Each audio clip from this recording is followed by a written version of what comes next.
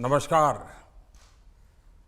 कार्यक्रम में उपस्थित आचार्य श्री महाश्रमण जी, मुनिगण, पूज्य साध्वी जी गण और सभी श्रद्धालु, हमारा ये भारत हजारों वर्षों से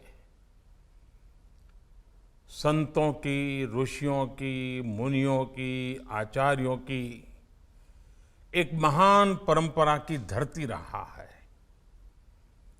काल के थपेड़ों ने कैसी भी चुनौतियां पेश की हो, लेकिन ये परंपरा वैसी ही चलती रही। हमारे यहाँ आचार्य वही बना है जिसने हमें चरैवेति चरैवेति का मंत्र दिया। हमारे यहाँ आचार्य वही हुआ है जिसने चरैवेति चरैवेति के मंत्र को जिया है। श्वेतांबर तेरा पंथ तो चरैवेति चरैवेति की सतत गतिशीलता की इस महान परंपरा को नई ऊंचाई देता आया है। आचार्य भिक्षु ने शिथिलता के त्याग को ही आध्यात्मिक संकल्प बनाया था। आधुनिक समय में आचार्य तुलसी और आचार्य महाप्रज्ञ जी से जो प्रारंभ हुई महान परंपरा आज आचार्य महाश्रमण जी के रूप में हम सबके सामने जीवंत है। आचार्य महाश्रमण जी की ने 7 वर्षों में 18,000 किलोमीटर की ये पदयात्रा पूरी की है। ये पदयात्रा दुनिया के 3 देशों की यात्रा थी। इसके जरिए आचार्य श्री ने वसुधैव कुटुंबकम के भारतीय विचार को विस्तार दिया है। इस पदयात्रा ने देश के 20 राज्यों को एक विचार से, एक प्रेरणा से जोड़ा। जहां अहिंसा है वहीं एकता है, जहां एकता है वहीं अखंडता है, जहां अखंडता है वहीं श्रेष्ठता है। मैं मानता हूं आपने एक भारत श्रेष्ठ भारत के मंत्र को आध्यात्मिक संकल्प के रूप में प्रसारित करने का काम किया है। मैं इस यात्रा के पूर्ण होने पर आचार्य महाश्रमण जी को और सभी अनुयायियों को श्रद्धापूर्वक अनेक अनेक बधाई देता हूं। साथियों, श्वेतांबर तेरा पंथ के आचार्यों का मुझे हमेशा से ही विशेष स्नेह मिलता रहा है। आचार्य तुलसी जी, उनके पटधर आचार्य महाप्रज्ञ जी और अब आचार्य महाश्रमण जी, इन सब का मैं विशेष कृपा पात्र रहा हूं। इसी प्रेम के कारण मुझे तेरा पंथ के आयोजनों से जुड़ने का सौभाग्य भी मिलता रहा है। इसी प्रेम के कारण मैंने आप आचार्यों के बीच ये कहा था कि ये तेरा पंथ है, ये मेरा पंथ है। भाइयों बहनों, मैं जब आचार्य जी महाश्रमण जी की इस पदयात्रा से जुड़ी जानकारी देख रहा था तो मुझे उसमें भी एक सुखद संयोग दिखा। आपने ये यात्रा 2014 में दिल्ली के लाल किले से शुरू की थी।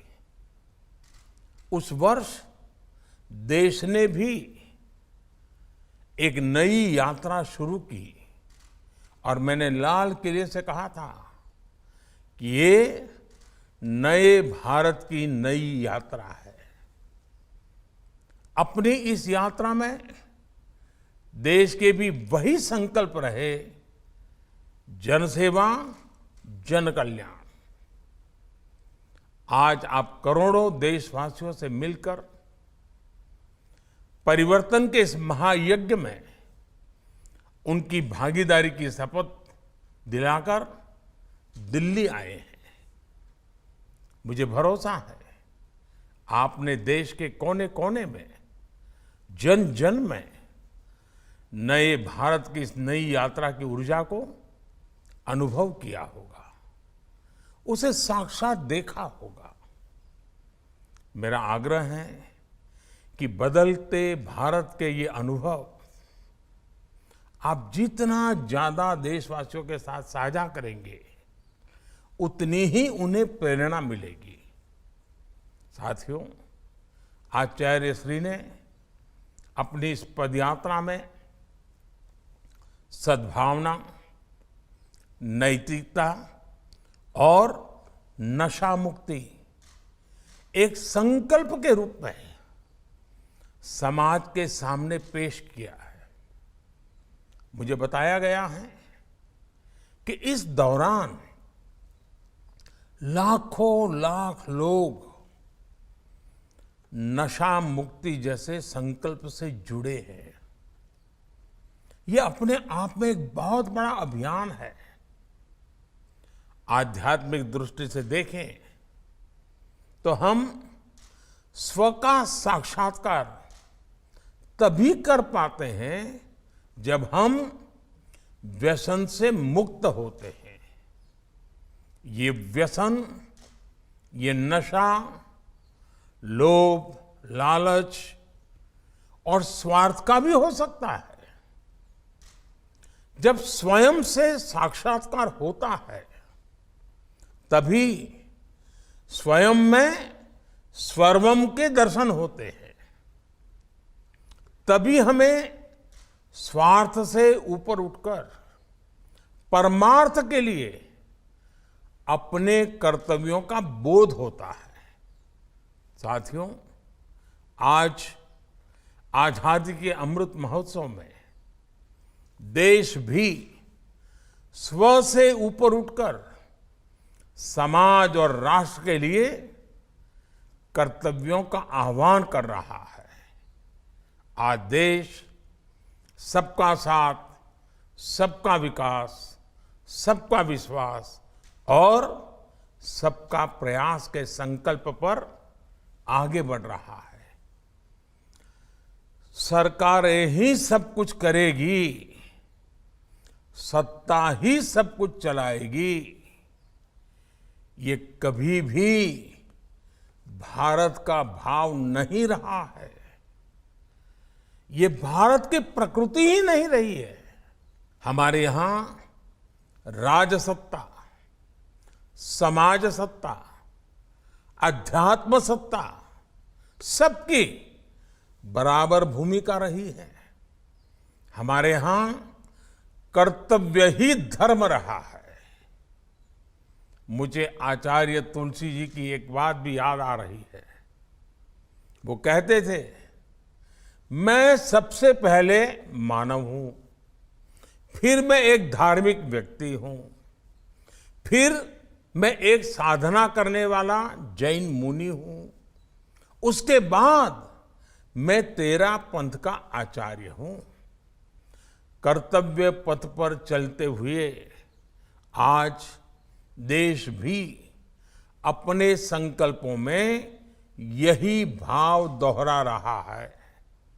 साथियों, मुझे खुशी है कि आज एक नए भारत के सपने के साथ हमारा भारत सामूहिकता की शक्ति से आगे बढ़ रहा है। आज हमारी आध्यात्मिक शक्तियां, हमारे आचार्य, हमारे संत सब मिलकर भारत के भविष्य को दिशा दे रहे हैं। मेरी प्रार्थना है आप देश की इन अपेक्षाओं को, देश के प्रयासों को भी जन जन तक ले जाने का एक सक्रिय माध्यम बने। आजादी के अमृत काल में देश जिन संकल्पों पर आगे बढ़ रहा है, चाहे वो पर्यावरण का विषय हो, पोषण का प्रश्न हो या फिर गरीबों के कल्याण के लिए प्रयास, इन सभी संकल्पों में आपकी बड़ी भूमिका है। मुझे पूरा भरोसा है कि आप संतों का आशीर्वाद देश के इन प्रयासों को और अधिक प्रभावी बनाएंगे और अधिक सफल बनाएंगे। इसी भावना के साथ सभी संतों के चरणों में वंदन करते हुए आप सबका हृदयपूर्वक बहुत बहुत धन्यवाद।